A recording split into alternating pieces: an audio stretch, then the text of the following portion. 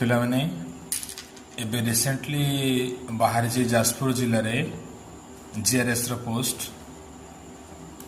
ତାର date of publish ହେଉଛି 9/5/2025 ତୁମମାନେ ଏଠି ସ୍କ୍ରିନ୍ରେ ଦେଖିପାରିବ। ଆର କ୍ୱାଲିଫିକେସନ୍ ତ ମାଗିଛି ଆମର +2 ତା ସହିତ କମ୍ପ୍ୟୁଟର କ୍ୱାଲିଫିକେସନ୍ ଏଇଠି ସମସ୍ତେ ଟିକେ ଦେଖ ତ କମ୍ପ୍ୟୁଟର କ୍ୱାଲିଫିକେସନ୍ କ'ଣ ମାଗିଛି ନା O ଲେବୁଲ୍ ତା ସହିତ BCA MCA ଆଉ PGDCA ଯେଉଁଟା ଯାହା ହେଉଛି ଆମର ଉତ୍କଳ ୟୁନିଭର୍ସିଟିର। ତ ଫାଷ୍ଟ ପ୍ରେଫରେନ୍ସ କାହା ଉପରେ ଦିଆହେଇଛି ନା O ଲେବୁଲ୍ ଉପରେ। ଇଏ ହେଉଛି ତୁମର ଗୋଟେ ପ୍ରମାଣ O ଲେବୁଲ୍ର। ସେକେଣ୍ଡ ପୁଣି ଆମେ ଦେଖିବା ଏବେ ଆମ ଜଗତସିଂହପୁର ଜିଲ୍ଲାରେ GRS ବାହାରିଥିଲା 2022ରେ। ସେଠି କ'ଣ ମାଗିଥିଲା କ୍ୱାଲିଫିକେସନ୍ ସେଇ ସେମ୍ କ୍ୱାଲିଫିକେସନ୍ +2 ଏବଂ ତା ସହିତ ନାଇଲିଟ୍ର O ଲେବୁଲ୍। ଏଇଠି ଇଏ ହେଉଛି ନାଇଲିଟ୍ର O ଲେବୁଲ୍।